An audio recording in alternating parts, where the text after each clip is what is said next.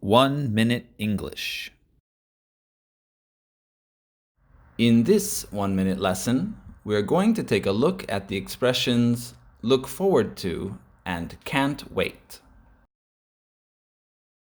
Both look forward to and can't wait mean to be very excited about something in the future.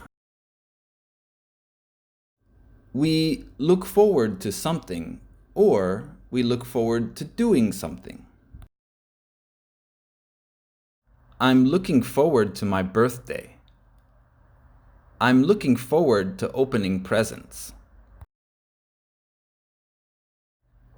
We can't wait for something or can't wait to do something. I can't wait for our date. I can't wait to see you. How about you? Are you excited about anything? Make a sentence using can't wait or look forward to and leave it in the comments below.